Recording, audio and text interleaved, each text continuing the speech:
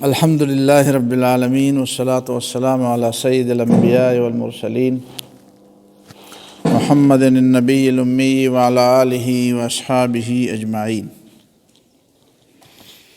اما بعد، عن ابن عمر رضی اللہ تعالی عنہما ان رسول اللہ صلی اللہ علیہ وسلم قال: امرت ان اقاتل الناس حتى يشهدوا ان لا الہ الا اللہ وان محمدا عبدہ ورسولہ ويقيموا الصلاة ويؤتوا الزكاة فإذا فعلوا ذلك عصموا مني دماءهم وأموالهم إلا بحق الإسلام وحسابهم على الله تعالى. رواه مسلم وبخاری.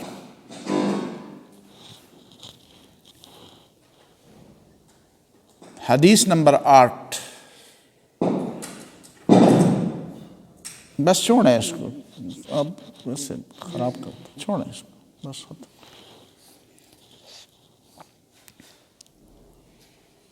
اربعین نووی کی 8 نمبر حدیث. حضرت عبداللہ ابن عمر رضی اللہ تعالیٰ عنہما کی روایت ہے کہ رسول اللہ صلی اللہ علیہ وسلم نے فرمایا: امرت ان اقاتل الناس، مجھے حکم دیا گیا ہے کہ میں لوگوں سے لڑوں، جنگ کروں. کب تک؟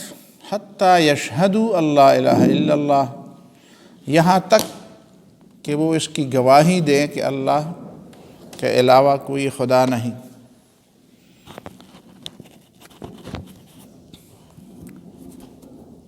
وَأَنَّ مُحَمَّدًا عَبْدُهُ وَرَسُولُهُ، اور اس بات کی گواہی دے کہ محمد صلی اللہ علیہ وسلم اللہ تعالیٰ کے بندے اور اس کے رسول ہیں. وَيُقِيمُ الصَّلَاةَ، اور حتیٰ کہ وہ نماز قائم کریں. وَيُؤْتُوا الزَّكَاةَ، اور زکوٰۃ ادا کریں. فَإِذَا فَعَلُوا ذَلِكَ، پس جب لوگ یہ سارے کام کر چکے، عصموا منی دماءہم و اموالہم، تو یہ اپنا خون اور اپنا مال مجھ سے بچا لیں گے. الا بحق الاسلام، سوائے اسلام کے حق کے. اگر اسلام کا کوئی حق ان کے خون یا ان کے مال کے ساتھ متعلق ہو جائے تو میں تو ان کا خون بھی لوں گا اور ان کا مال بھی لوں گا. وَحِسَابُهُمْ عَلَى اللَّهِ تَعَالَى، باقی ان کے دلوں کا حساب تو اللہ تعالیٰ کے ذمہ ہے. میں دلوں کا حال نہیں جانتا، میں تو ظاہر پر فیصلہ کرتا ہوں. یعنی جب وہ یشہدو، جب وہ گواہی دیں گے، یعنی اعلان کریں گے، ڈکلیئر کریں گے. باقی ان کے دل میں ایمان ہے کہ نہیں، ہے وہ قیامت کے دن پتہ چلے گا. اور نماز پڑھیں اور زکوٰۃ دیں تو ان کا مال اور جان محفوظ ہوگا. یعنی اسلام ان کے مال و جان کی حفاظت کا ذمہ لے گا. تو ہمیشہ ان کا خون اور ان کا مال اور ان کی جان محفوظ ہوں گے. الا بحق الاسلام، ہاں اگر اسلام کا تقاضا ہوا، حق کا تقاضا ہوا کہ ان کا خون لیا جائے، یعنی انہوں نے حق کے خلاف کوئی کام کیا، تو ان کا مال بھی لیا جائے گا اور ان کا خون بھی بہایا جائے گا. وَحِسَابُهُمْ عَلَى اللَّهِ تَعَالَى. اس حدیث کو سمجھنے کے لیے بہت زیادہ گہرائی میں جانے کی ضرورت ہے. یعنی ویسے آسان بات نہیں ہے، یہ ہے بہت مشکل.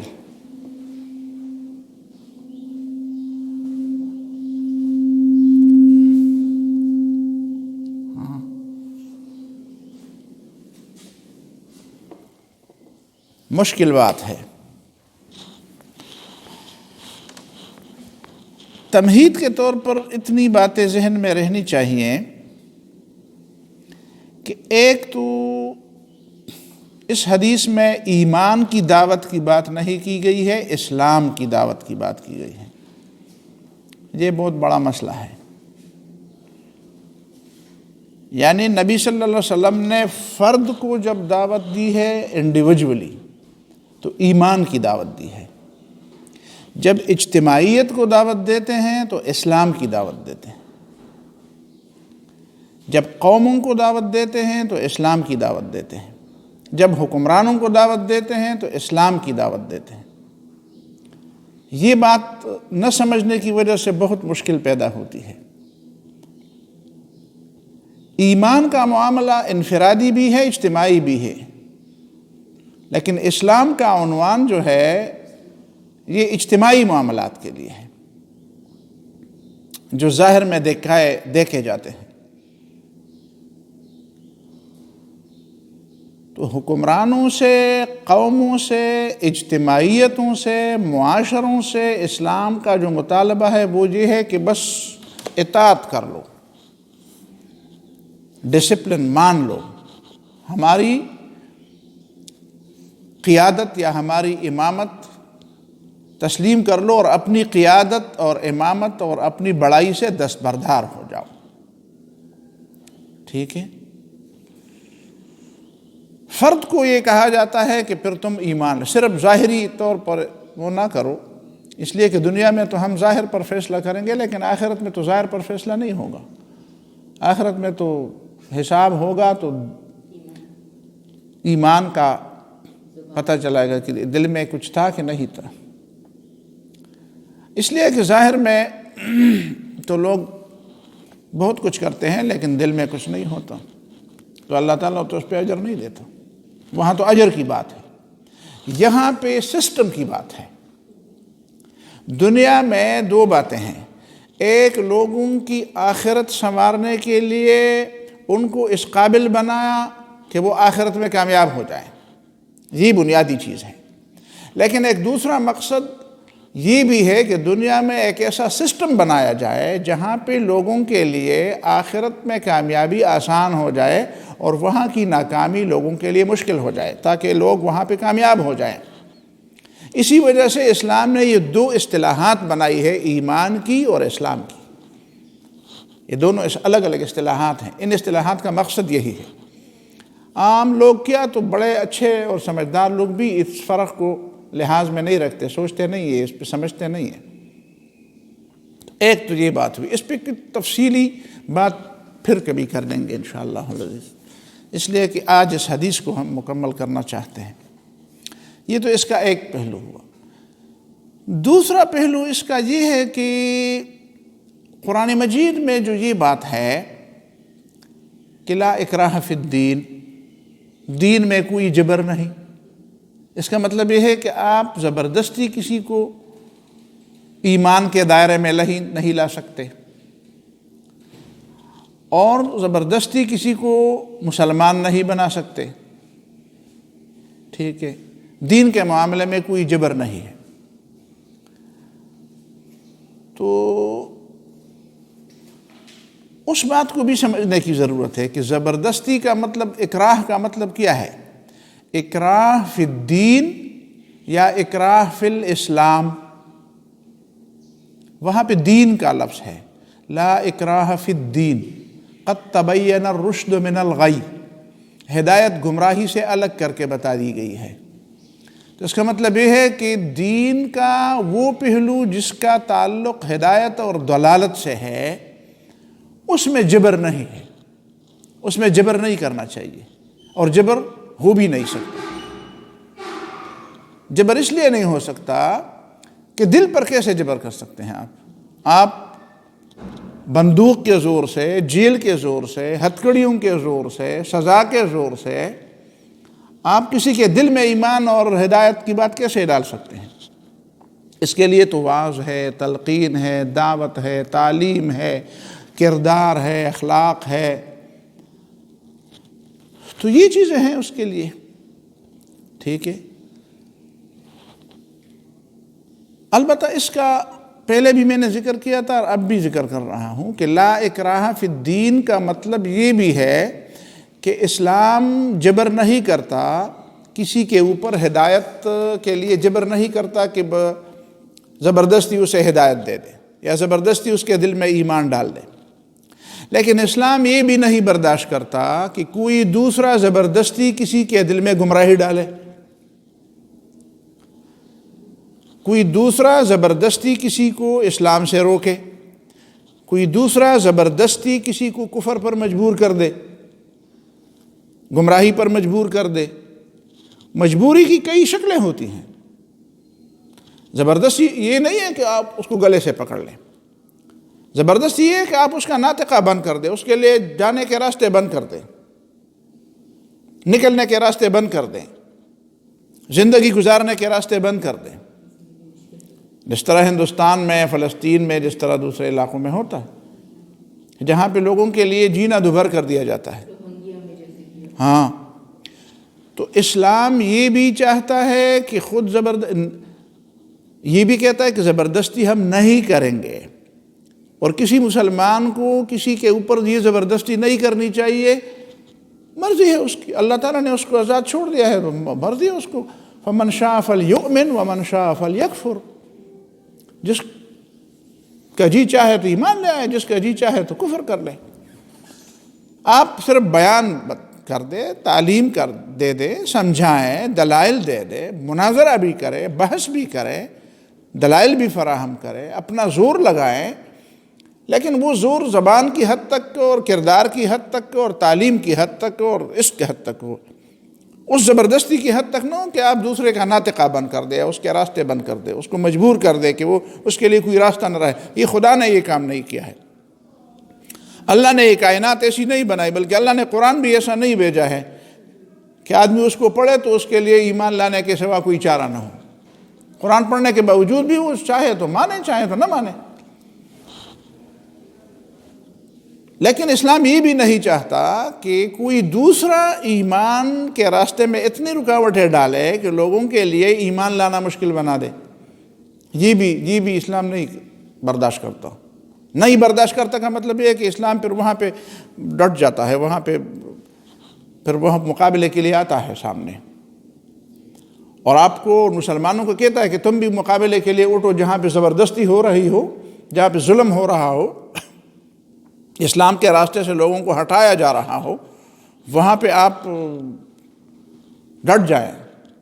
ما لکم لا تقاتلون فی سبیل اللہ والمستضعفین من الرجال والنساء والولدان الذین یقولون ربنا اخرجنا من هذه القریۃ الظالم اہلها۔ ٹھیک ہے نا، اسلام کے غلبے کے لیے جہاد، اور مظلوم کو ظالم کے پنجے سے آزاد کرنے کے لیے جہاد، کہ جبر کے خلاف جہاد، زبردستی کے خلاف جہاد۔ یہ قرآن کا ضابطہ ہے، قرآن کی ہدایت ہے۔ تو یہ اصولی بات، اس اصولی بات پہ دو قسم کے اعتراضات ہیں، بلکہ دوسری قسم کو چھوڑ دیتے ہیں، پہلے ایک قسم کی۔ یہی حدیث، یہ حدیث جو ہے، امرت ان اقاتل الناس، مجھے حکم دیا گیا ہے کہ میں لوگوں سے لڑوں، تلوار لے کر لڑوں، حتی یشہدوا ان لا الہ الا اللہ، شاباش کلمہ پڑھو۔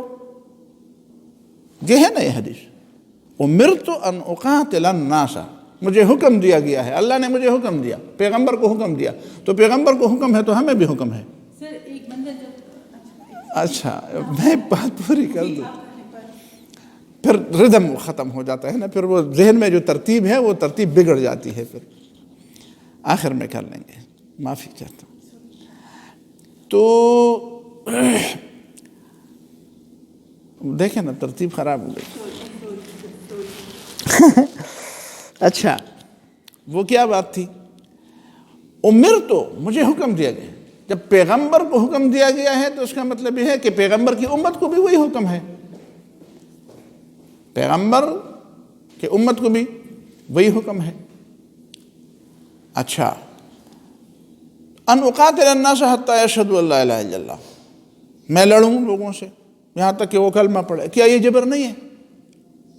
وہ نہیں پڑھنا چاہتا، آپ کہتے مجھے حکم ہے کہ میں لڑوں، کلمہ پڑھو، شاباش۔ یقیم الصلاۃ، نماز پڑھو، وہ کہتے میں نہیں پڑھنا چاہتا، تو نہیں، مارو، گردن اڑا دو، مجھے حکم ہے۔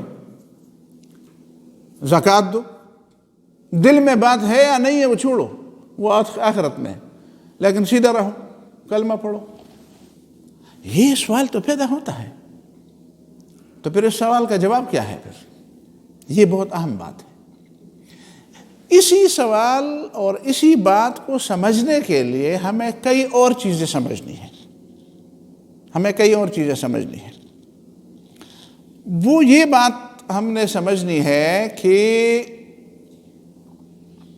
دیکھیں، قرآن مجید کی ایک دوسری آیت ہے، سورہ انفال میں بھی ہے، سورہ البقرہ میں بھی ہے، وَقَاتِلُوهُمْ حَتَّى لَا تَكُونَ فِتْنَةٌ وَيَكُونَ الدِّينُ لِلَّهِ فَإِنِ انْتَهَوْا فَلَا عُدْوَانَ إِلَّا عَلَى الظَّالِمِينَ، سورہ البقرہ میں، وَقَاتِلُوهُمْ حَتَّى لَا تَكُونَ فِتْنَةٌ وَيَكُونَ الدِّينُ كُلُّهُ لِلَّهِ، سورہ انفال میں، وَقَاتِلُوهُمْ، ان کافروں کے خلاف لڑو، حتیٰ اس وقت تک لڑتے رہو، لا تکون فتنہ، کہ فتنہ ختم نہ ہو جائے، فتنہ ختم ہونے تک لڑتے رہو، اس وقت تک لڑتے رہو جب تک فتنہ باقی ہے۔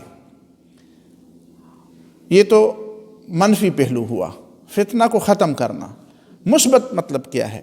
وَيَكُونَ الدِّينُ لِلَّهِ، دین سارا کا سارا اللہ کے لیے ہو جائے، یعنی جو لوگ ایمان لانا چاہتے ہیں وہ ایمان لے آئیں، اور ایمان لانے کے بعد ان کو ایمان سے پھیرنے کے لیے کوئی جبر باقی نہ رہے، کوئی ایسا ڈر، کوئی ایسی لالچ، کوئی ایسا خوف، کوئی ایسا ماحول نہ رہے کہ جہاں پہ ایمان کے باوجود لوگ سمجھے کہ یار ایمان تو میں لے آیا ہوں لیکن وہاں تو یہ معاملہ ہے، تو پھر ایمان کے ساتھ پھر مقابلہ تو ہوگا، تو پھر کیا کروں گا میں، وہاں پہ ایمان کو کیسے بچاؤں گا، وہاں پہ جاؤں گا تو ایمان کو کیسے بچاؤں گا۔ ایمان کے لیے غارت گر جگہ جگہ پہ موجود ہیں، مختلف قوانین ہیں، مختلف ضوابط ہے، مختلف قسم کی پابندیاں ہیں، مختلف قسم کی رکاوٹیں ہیں، اور جگہ جگہ پہ وہ رکاوٹ مجھے اس بات پر مجبور کر رہی ہے کہ میں ایمان ہوتے ہوئے بھی کسی سے ڈروں، ایمان ہوتے ہوئے بھی کمپرومائز کروں، ایمان ہوتے ہوئے بھی میں اپنے ایمان کو چھپانے کی کوشش کروں۔ ایسا ماحول باقی نہ رہے، اس وقت تک تم لڑتے رہو۔ لڑائی کا مقصد، قتال کا مقصد یہ ہے کہ فتنہ ختم ہو جائے، اور فتنہ کے ختم ہونے کے اثرات اس طرح ظاہر ہو جائیں، پتہ چلے کہ فتنہ ختم ہو۔ کیسے ختم ہو؟ اعلان ہو جائے کہ فتنہ ختم، نہیں، اعلان نہیں، عملاً میں دیکھوں، عملاً لوگ دیکھیں کہ لوگ ایمان لاتے ہیں، اور ایمان لانے اور ایمان پر عمل کرنے میں کوئی رکاوٹ، کوئی سد باب، کوئی مشکل، کوئی ایسی چیز نہیں ہے جو ایمان کے راستے میں رکاوٹ بننے والی ہو۔ ایسا ماحول پیدا ہو جائے، اس ماحول کے بنانے تک تم لڑتے رہو۔ اب اس میں تھوڑا سا لوگ اختلاف کرتے ہیں کہ فتنہ سے مراد کیا ہے، یعنی قتال کی علت کیا ہے۔ یہ ہمارے ہاں یونیورسٹیوں میں ظاہر ہے کہ ہم جاتے ہیں، مختلف قسم کے معاملات میں پوچھا بھی جاتا ہے، بات کرنے کا موقع بھی ملتا ہے، تو لوگ کہتے ہیں یار یہ بتائے کہ یہ علت القتال کیا چیز ہے، قتال کیوں فرض کیا گیا ہے، علت القتال کیا ہے؟ تو اس آیت نے علت القتال کو واضح کر دیا، اگر کوئی اس آیت کو سمجھتے ہیں۔ حتیٰ لا تکون فتنۃ کا معنی یہ نہیں ہے کہ اس وقت تک لڑتے رہوں جب تک کوئی کافر باقی نہ رہے، یہ تو نہیں کہا، یہ تو نہیں کہا، ورنہ رسول اللہ صلی اللہ علیہ وسلم لوگوں کو یہ نہ کہتا کہ یا کلمہ پڑھ لو یا جزیہ دے دو، جزیہ وہ دیتے ہیں تو پھر غیر مسلم ہو کر وہ رہ سکتے ہیں، ہاں بس یہ کہا جاتا، تو جزیہ کی بات تو کی ہے کہ آپ جزیہ دے کر آپ رہ سکتے ہیں، اور ذمیوں کے حقوق اور غیر مسلموں کے حقوق دنیا جہان کی وہ ہے، شریعت میں، احادیث میں، فقہ میں اس کے بڑے بڑے ابواب ہیں، کتابوں میں، احادیث میں اس کے بڑے بڑے ابواب ہیں۔ اس کا مطلب یہ ہے کہ حتیٰ لا تکون فتنہ، قتال کا مقصد یہ ہے کہ کفر کا غلبہ، کفر کی قوت کو توڑا جائے، کفر کی کمر توڑی جائے، کہ اس کے ہاتھ میں قوت نہ ہو، اختیار اس کے ہاتھ میں نہ ہو، اقتدار اس کے ہاتھ میں نہ ہو، مرکزیت اس کے پاس نہ ہو۔ اس لیے کہ کفر کے پاس قوت ہوگی تو وہ لوگوں کو قوت کے بل بوتے پر اور قوت کی بنیاد پر وہ ایمان سے روکیں گے۔ تو قوت ختم کرنی چاہیے، قوت اسلام کے ہاتھ میں آنی چاہیے۔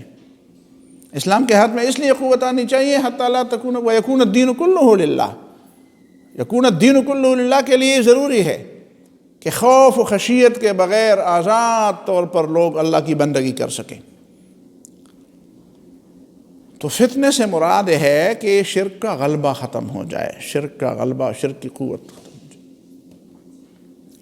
اب آتے ہیں اس بات کی طرف کہ آپ نے تو کہا کہ شرک کا غلبہ جب ختم ہوا تو شرک تو باقی رہا، اور آپ نے کہا کہ شرک کا غلبہ ختم کرنا مقصود ہے قتال کا۔ آیت نے تو یہ بتا دی، آیت نے تو یہ بات بتائی وَقَاتِلُوهُمْ حَتَّى لَا تَكُونَ فِتْنَةٌ، فتنے کے ختم ہونے تک، اور یکون الدین کلہ للہ، دین اللہ کے لیے خالص ہو جائے، اس وقت تک لڑتے رہو۔ لیکن جب فتنہ ختم ہو جائے، یعنی شرک اور کفر کا غلبہ ختم ہو جائے، اور جب دین کے ماننے والے آزادی کے ساتھ دین پر عمل کرنے لگیں، کسی کا خوف نہ ہو، کوئی رکاوٹ نہ ہو، تو آپ ہاتھ روک دیں، آپ ہاتھ روک دیں۔ تو حدیث تو یہ کہتی ہے کہ نہیں، پھر بھی آپ ہاتھ نہ روکیں، اسے کہہ رہے کلمہ پڑھو، حتیٰ یشہدوا اللہ الہ الا اللہ، شاباش، گواہی دو، لا الہ الا اللہ کی گواہی دو، نماز پڑھو۔ پہلے تو قرآن نے یہ کہا تھا کہ نہیں فتنہ، اب یہ کہتا ہے حدیث کہ نہیں، کیا ہو جائے، یشہدوا اللہ الہ الا اللہ، لا الہ الا اللہ پڑھو۔ اس بات کو سمجھنے کے لیے اب ہمارے لیے آسانی پیدا ہو گئی تھوڑی سی۔ وہ کیا ہے آسانی؟ وہ آسانی یہ ہے کہ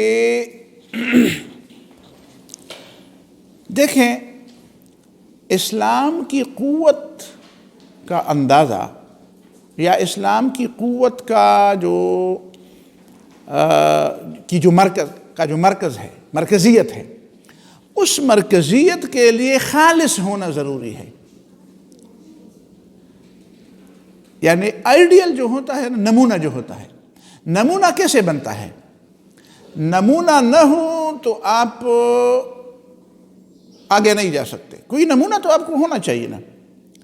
دیکھیں نا، اللہ تعالیٰ نے انسانوں میں سے انسانوں کو پیغمبر بنا کر ان کو نمونہ بنا دیا، اسوہ حسنہ، کہ ان کو اسوے کو دیکھ کر فالو کرو، اطاعت کرو، اس لیے کہ آپ کے سامنے ایک نمونہ ہے۔ اب قرآن جو فتنے کے ختم ہونے اور دین کی آزادی کی جو بات کرتا ہے، اس کے لیے بھی ایک جگہ ہونی چاہیے، ایک علاقہ ایسا ہونا چاہیے جہاں پہ وہ بالکل اپنے معیاری شکل میں نمونے کے طور پر موجود ہو باقی دنیا کے لیے۔ دیکھیں، اللہ تعالیٰ نے انسانوں میں چند انسانوں کو دوسرے انسانوں کے لیے نمونہ بنایا، چند گھروں کو دوسرے گھروں کے لیے نمونہ بنایا۔ دیکھیں نا، نبی صلی اللہ علیہ وسلم کے جو گھر تھے، ازواج مطہرات کے گھر، وَاذْكُرْنَ مَا يُتْلَى فِي بُيُوتِكُنَّ مِنْ آيَاتِ اللَّهِ وَالْحُكْمَةِ، نبی کے گھر باقی گھروں کے لیے نمونہ ہے، نبی کی بیویاں باقی خواتین کے لیے بیویوں کے لیے نمونہ ہے، نبی کی بیٹی باقی بیٹیوں کے لیے نمونہ ہے، نبی کا ہمسایہ بطور ہمسایہ نبی باقی ہمسایوں کے لیے نمونہ ہے، نبی کی مسجد باقی مسجدوں کے لیے نمونہ ہے، مسجد حرام باقی مسجدوں کا امام ہے، مسجد نبوی باقی مسجدوں کے لیے نمونہ ہے۔ سمجھ؟ تو ہر چیز میں ایک نمونہ۔ اب فتنہ کا ختم ہونا اور دین کے لیے آسانی اور آزادی پیدا کرنا، اس کے لیے کچھ علاقے کو نمونے کے طور پر ہونا چاہیے، کوئی علاقہ ایسا ہو جہاں پہ خالص اسلام ہو، جہاں پہ خالص اسلام ہو۔ اسی کے لیے اللہ رب العالمین نے مرکزی حیثیت دی ہے بیت اللہ کو، ٹھیک ہے؟ اللہ تعالیٰ نے مرکزی حیثیت دی ہے کس کو؟ بیت اللہ کو. بیت اللہ جو ہے وہ امن کا نام، وَمَن دَخَلَهُ كَانَ آمِنًا. اصل بات تو امن کی ہے نا، یعنی سب سے امن زیادہ، سب سے بڑا امن یہ ہے کہ میں جس عقیدے کو اور جس فکر کو درست سمجھتا ہوں اور اس کو آخرت کی نجات کا ذریعہ سمجھتا ہوں، اس فکر کے فالو کرنے میں اور اس فکر کے اپنانے میں آزاد ہوں، مجھے امن ہو. اور سب سے بڑی بدامنی اور بدماشی یہ ہے کہ لوگ میری فکر کے اوپر مجھے اذیت دیں کہ تمہاری یہ فکر کیوں ہے، تمہارا یہ عقیدہ کیوں ہے. یہ سب سے بڑی بدماشی، سب سے بڑی بے دینی، سب سے بڑا ظلم ہے. مثلا جو ہندوستان میں ہو رہا ہے کہ تم پردہ کیوں کرتی ہو، تم برقع کیوں پہنتی ہو، تم حجاب کیوں لیتی ہو. بھائی یہ میرا عقیدہ ہے، یہ میری فکر ہے، یہ میری سوچ ہے، یہ میری آخرت کی نجات کا میں اس کو ذریعہ سمجھتا ہوں یا سمجھتی ہوں. اب اس چیز پر وار کرنا، اس کا مطلب ہے کہ سب سے بدترین بدماشی، سب سے بدترین بدامنی، سب سے بدترین ظلم وہ یہ ہے کہ انسان کے ذہنی امن کو برباد کیا جائے اور خارجی امن کو بھی برباد. ظاہر ہے کہ ذہنی امن برباد ہوا تو خارجی امن تو کہ آپ ضمانت نہیں دے سکتے. آپ کسی کو ٹارچر کرتے ہیں تو آپ یہ توقع نہیں کر سکتے کہ ماحول میں پھر امن ہوگا. ظاہر ہے نا، آپ کسی کو گالی دیتے ہیں تو وہ گالی کے بجائے شاید اس کے قوت میں، اس کے ہاتھ میں کوئی پتھر ہو تو آپ کے سر پر مارے گا. تو بدامنی اور کس چڑیا کا نام ہے. یہی تو چیز ہے. بدامنی شروع بھی ہوتی ہے ذہنی امن، ذہنی بدامنی سے، اور امن شروع بھی ہوتا ہے ذہنی امن سے. تو جہاں پہ ذہنی طور پر، فکری طور پر اور عقیدے کے طور پر امن نہ ہو، وہاں پہ معاشرتی امن کیسے، سماجی امن کیسے ہوگا؟ تو اس ذہنی امن کے علامت کے طور پر اللہ تعالیٰ نے پہلے سے حرم کو ایک امن کی جگہ بنا دیا، اور وہ اس زمانے میں بھی امن کی جگہ رہا حرم، کہ جب لوگ اسلام کو چھوڑ چکے تھے اور وہاں پہ بت پرستی کی جا رہی تھی. حرم میں جو امن تھا، دیکھیں یہ جو قریش تھے ان کو پوری دنیا میں امن حاصل تھا، باقی قافلے اس طرح نہیں گزرتے تھے.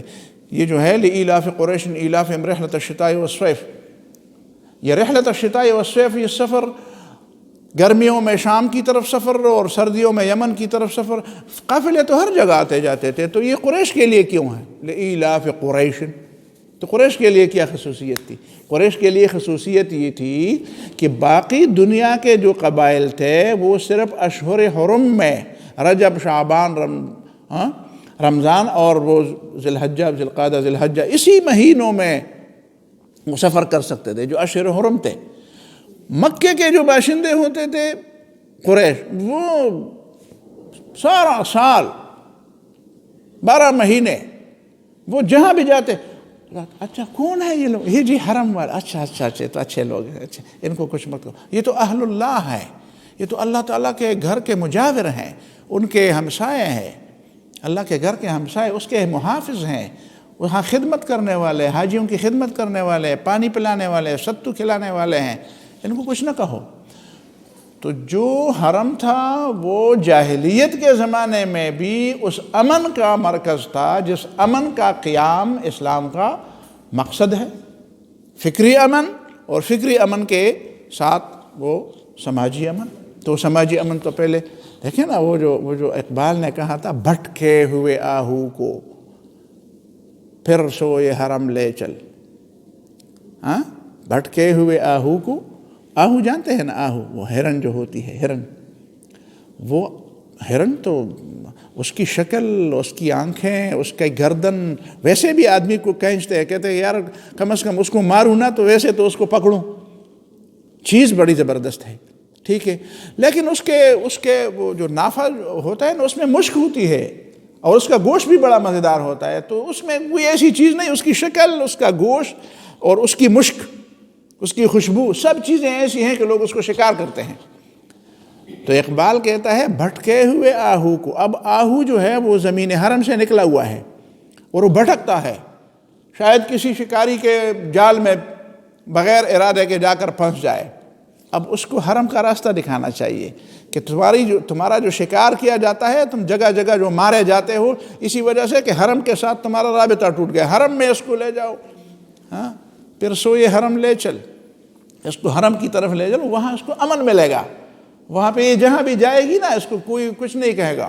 قرآن نے فرمایا سورہ المائدہ میں کہ شکار، حرم کا شکار تمہارے لیے ممنوع ہے، اور حرم میں شاید شکار کے تمہیں زیادہ مواقع ملیں گے، حرم میں تمہیں شکار کے زیادہ مواقع ملیں گے۔ وَمَنْ عَادَ فَيَنْتَقِمُ اللَّهُ مِنْهُ، اور جس نے وہاں پہ شکار کیا اس گناہ کی طرف دوبارہ لوٹ آیا نا، فَيَنْتَقِمُ اللَّهُ مِنْهُ، تو اللہ تعالیٰ اسے انتقام لے گا۔ اتنی سخت بات اس نے کی، اس لیے کہ حرم امن کی جگہ ہے، اور امن کی جگہ کا مطلب ہے کہ لا يُخْتَلَى خَلَاهَا، وہاں پہ آپ کسی پودے کو بھی نہیں کاٹ سکتے، یعنی یہ امن صرف انسانوں کے لیے نہیں ہے، جانوروں کے لیے بھی ہے اور یہ پودوں کے لیے بھی ہے۔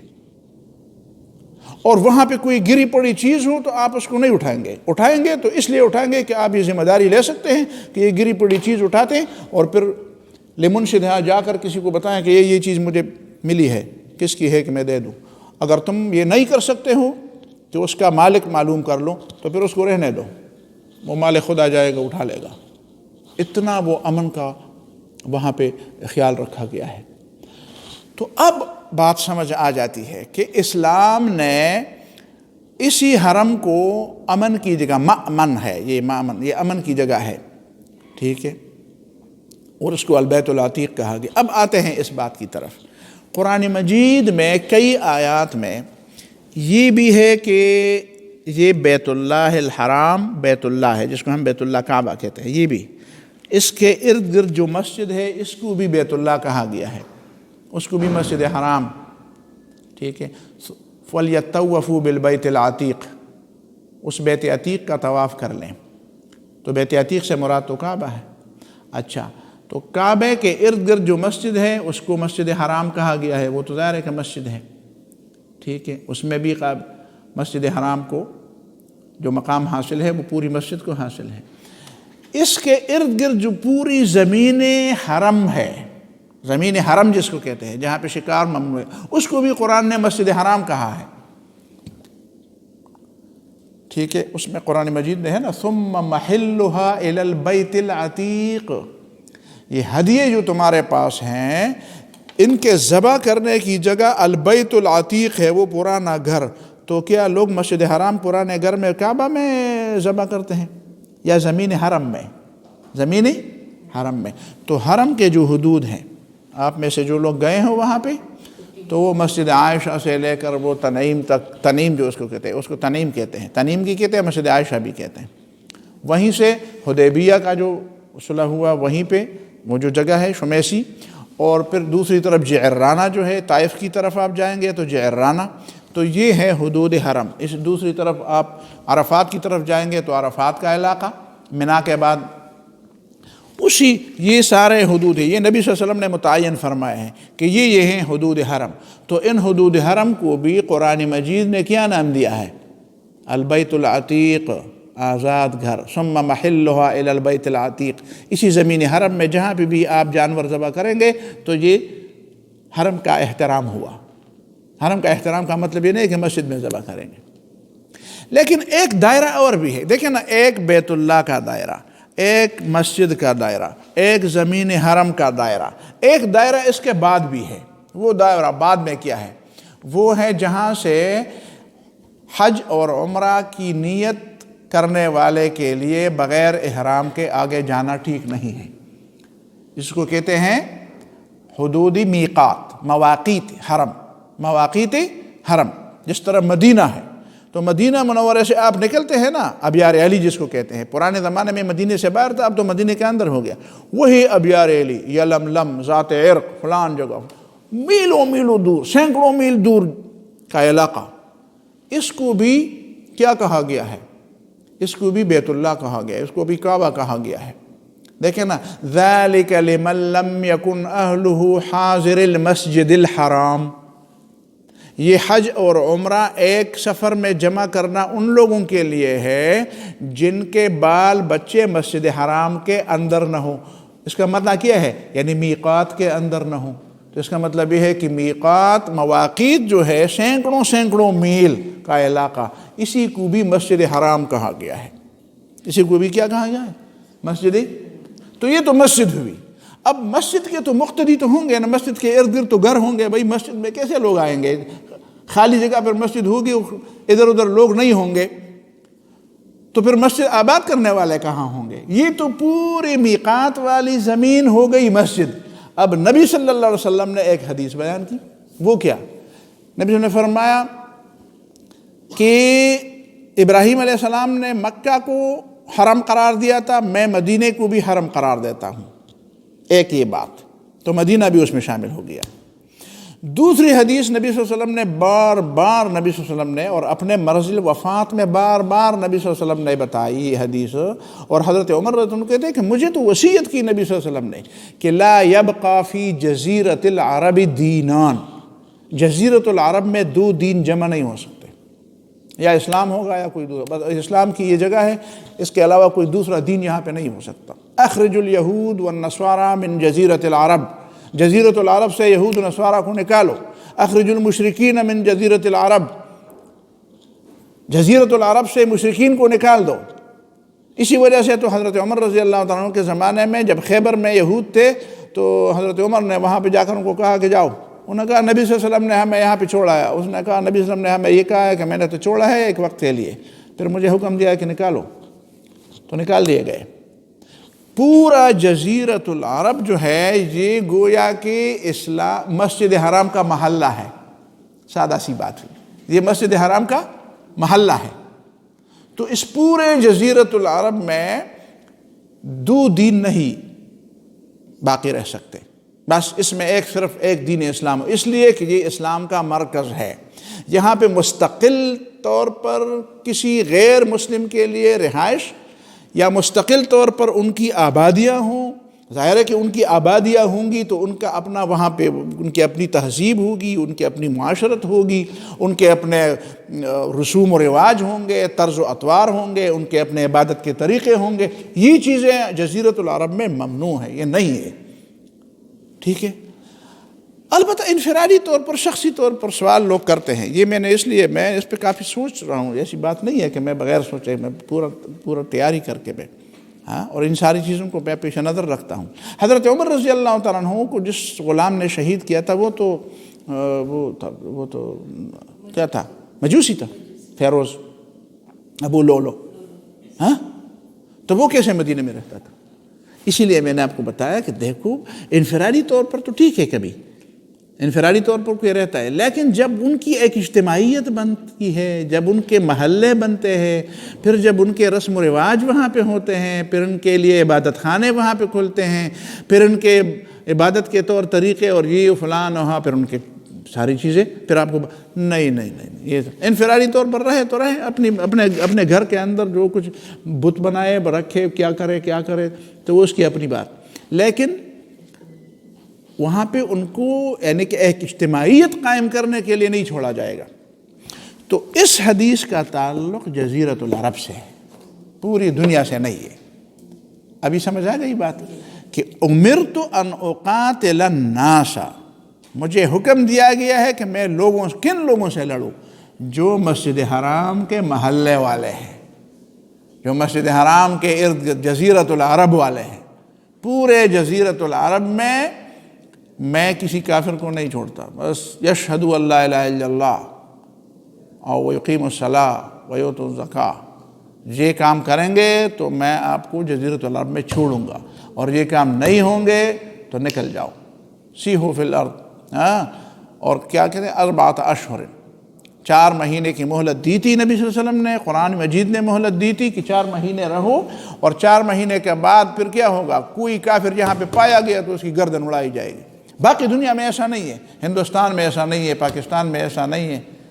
اب جزیرۃ العرب کون سا علاقہ ہے؟ تو سیدھی سادی بات یہ ہے اور بے غبار قسم کی بات یہ ہے کہ ہم دیکھیں کہ رسول اللہ صلی اللہ علیہ وسلم کی وفات تک کون سے علاقے تھے جہاں پہ اسلام پہنچ چکا تھا، ٹھیک ہے؟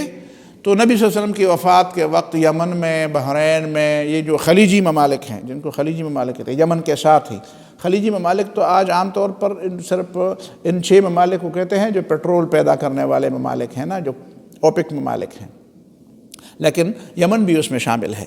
ٹھیک ہے، نبی صلی اللہ علیہ وسلم کے زمانے میں یمن میں بھی تھا. تو یمن اور یہ جو ہے سعودی عرب، اس کو سعودی عرب کہتے ہیں، اس کو اصل میں تو سعودی عرب نہیں کہنا چاہیے تھا، اس کو تو کہنا چاہیے کہ جزیرۃ العرب ہے یا حجاز ہے. تو حجاز کا پورا علاقہ، ٹھیک ہے، اور یعنی یہ سعودی عرب کا علاقہ، اور یہ ساتھ جو بحرین ہے، جو امارات ہے، جو کویت ہے، جو فلان ہے، عمان ہے، یہ ہے، وہ ہے، دبئی ہے، فلان ہے، اور یمن کا علاقہ، یہ پورا علاقہ جزیرۃ العرب ہے. اس پورے جزیرۃ العرب میں جو کوئی بھی غیر مسلموں کو ان کی عبادت گاہوں کے لیے جگہ دیتا ہے یا ان کی اجتماعیتیں وہاں پہ چھوڑ دیتا ہے، وہ قرآن اور سنت کی مخالفت کرتا ہے. اس کی ایسی مثال ہے کہ وہ اسلام کے محلے میں، اور مطلب یہ ہے کہ مسجد حرام کے محلے میں وہ بے دینی کرتا ہے، وہ نبی صلی اللہ علیہ وسلم کے حکم کے مخالفت ہے. نبی نے لڑنے کی بات کی تھی، تم لا کر اس کو اب وہاں پہ بسا رہے ہو، آباد کر رہے ہو. امرت ان اقاتل الناس حتی یشہدوا ان لا الہ الا اللہ. باقی رہی یہ بات کہ فَإِذَا فَعَلُوا ذَلِكَ، جب لوگ یہ کام کریں گے، عَصَمُوا مِنِّي دِمَاءَهُمْ وَأَمْوَالَهُمْ، تو ان کا مال اور خون بچ جائے گا، میں اس پہ کوئی تعرض نہیں کروں گا. تو کسی مسلمان حکمران کے لیے بھی کسی مسلمان کا خون بہانا یا اس کا مال لینا بغیر حق کے لینا حرام ہے. یعنی آپ یہ نہیں کہہ سکتے کہ چونکہ ہم حکمران ہیں تو ہم لوگوں کے مال پر ڈاکہ ڈالیں گے، راتوں رات پیٹرول 12 روپے مہنگا کریں گے، کوئی پوچھے گا نہیں. یار یہ کون سا طریقہ ہے؟ یہ کون سا طریقہ ہے؟ پیغمبر کو یہ حق نہیں ہے کہ وہ لوگوں کے جیبوں پر اس طرح ڈاکے ڈالے. یہ کہاں پہ جا رہا ہے؟ یہ کیا، یہ تم کر کیا رہے ہو؟ پوچھنے والا کوئی نہیں، لوگ نہیں پوچھ سکتے، تو اس کا مطلب یہ ہوا کہ تمہارے لیے یہ ساری چیزیں جائز ہو گئی. لوگوں کا خون بہانا، یار اتنے لوگ مارے جائیں گے تو پھر کیا ہو جائے گا؟ یار اتنے لوگ ماریں گے تو باقی تو بچ جائیں گے. یہ حق تمہیں کس نے دیا ہے؟ اتنے لوگوں کو مارو، باقی کو بچا دو. یہ حق تمہیں کس نے دیا ہے کہ لوگوں کے خون اور ان کے مال کے ساتھ کھلواڑ کر لو؟ اور یہ بات کہ الا بحق الاسلام، اس کو تھوڑے سے سمجھنے کی ضرورت ہے. حق وہ چیز ہے جس نے ہمارا خون اور ہمارا مال لینا حرام کر دیا. اس کا مطلب یہ ہے کہ انسان تو بڑی چیز ہے اللہ کے نزدیک، اور انسان کا مال اور اس کا خون تو قابل احترام ہے. لیکن ایک چیز ایسی ہے جو اس سے بھی بڑھ کر قابل احترام ہے. وہ کیا ہے؟ وہ حق ہے. اگر حق کا لحاظ نہ رکھا جائے تو آپ کے خون اور آپ کے مال کو کیسے قابل احترام سمجھا جائے گا؟ یہ قابل احترام تو اسی لیے سمجھا جائے گا کہ حق اس کے اوپر ہے نا. حق نے یہ بتا دیا ہے کہ تمہارا یہ حق ہے. تو اس کا مطلب یہ ہے کہ حق سب چیزوں سے بڑھ کر ایک چیز ہے. حق ساری باتوں سے بڑھ کر ایک چیز ہے. تو جہاں پہ حق کی بات آتی ہے تو پھر انسانی خون اور انسانی جان اور مال کی کوئی قیمت نہیں رہتی. لیکن جہاں پہ حق الاسلام کی بات نہیں آتی تو وہاں پہ انسانی خون اور انسانی جان کی قیمت ہے. یہ جنگوں میں انسان کا خون کیوں بہایا جاتا ہے؟ اس لیے بہاتا ہے کہ اس کا خون اور اس کا مال اور اس کی زندگی اسلام اور حق کے راستے میں رکاوٹ بنتی ہے. یعنی وہ ایمان کے راستے میں رکاوٹ بنے یا نہ بنے، غلبہ اسلام کے راستے میں رکاوٹ بنتی ہے. ابھی میں نے بات سمجھا دی. فتنہ، وَقَاتِلُوهُمْ حَتَّى لَا تَكُونَ فِتْنَةٌ، اور قرآن نے یہ فرمایا وَالْفِتْنَةُ أَشَدُّ مِنَ الْقَتْلِ. فتنہ قتل سے بڑھ کر چیز ہے، خراب چیز ہے، بری چیز ہے. اس کا مطلب یہ ہے کہ یا تو ایک انسان جو ہے اس کے خون کا لحاظ رکھا جائے اور فتنے کو چھوڑا جائے، تو یہ بہت بری بات ہے، یہ بہت بری بات ہے. اور یا فتنے کو ختم کرنے کے لیے اگر ناگزیر ہوا تو پھر انسانوں کا خون لیا جائے، بالکل لیا جائے. پیغمبر نے لیا تھا.